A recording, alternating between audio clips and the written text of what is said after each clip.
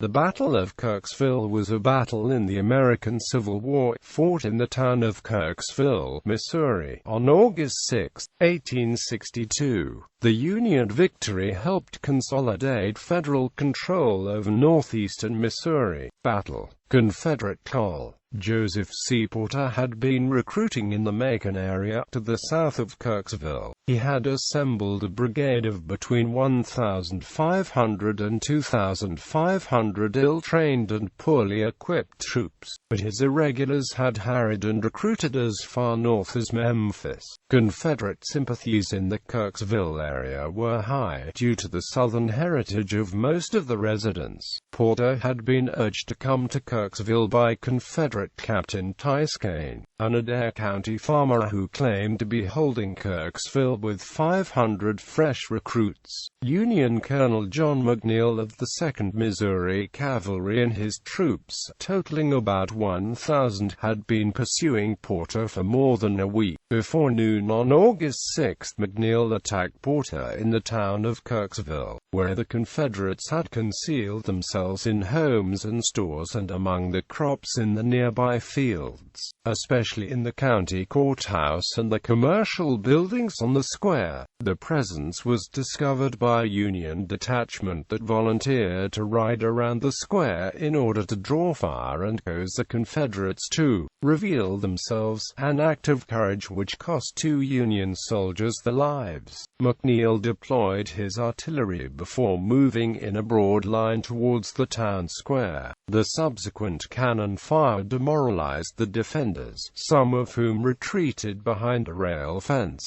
west of the square. The Union troops then advanced in 2 wings, with Lt. Colonel William F. Schaffer in command of the Union right wing and Major Henry Clay Caldwell of the 3rd Iowa in charge of the left. As the 2 wings met, they succeeded in driving the Confederates from the courthouse. Porter's remaining forces yielded ground and joined the others behind the rail fence. For this position, the Confederates poured heavy fire into McNeil's men, but were ultimately overwhelmed. The battle began at 11 a.m. and was over by 2 p.m. The Federals then secured the town, capturing numerous prisoners, and driving away the remaining Confederates. 3 days later, another Union force arrived and finished the work begun at Kirksville, virtually destroying Porter's command. Aftermath. According to a letter by resident J. Martin, written a week after the battle, Confederate dead numbered about 200. Union 30. McNeil's official tally was 150 Confederates killed against 6 Union deaths.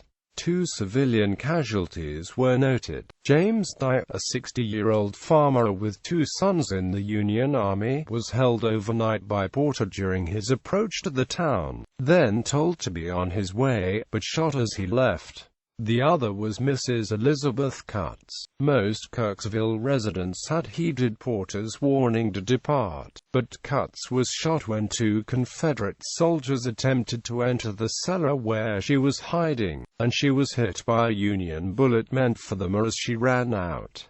John L. Porter, a prominent local citizen, asked for and was granted permission to treat the Confederate wounded. McNeil supplied a surgeon and instruments, the departed Porter having previously commandeered all medical equipment. The Confederate dead were deposited in several mass graves in Forest Llewellyn Cemetery. A monument now marks the spot. Some were later recovered by the families. 15 Confederates were quickly court-martialed on McNeil's orders and executed for having violated previous parole agreements not to take up arms again until exchange. Although the execution was permissible within military norms, it was seldom done, and McNeil has been criticized for both the justice and necessity of the proceedings by John L. Porter and Joseph Mudd, among others.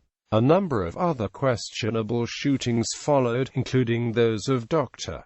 John Davis and L.T. Col. Frisbee McCulley, U.S. subordinate of Porter, who was tried and sentenced to death as a bushwhacker, even though he was captured wearing a regular Confederate uniform and carrying letters authorizing him to recruit troops. He was granted permission to give the order to fire, and his final words were, "May God forgive you for this cold-blooded murder. Aim at the heart. Fire." A second volley was necessary. McNeil's reputation would be darkened further by the Palmyra massacre on October 18, but he would go on to serve 2 terms as sheriff of St. Louis County, dying June 7, 1891. Porter died February 18, 1863, of wounds received in an engagement at Hartville. The victory at Kirksville helped consolidate Union dominance in northeastern Missouri. Memorial Park commemorates the battle. Gallery.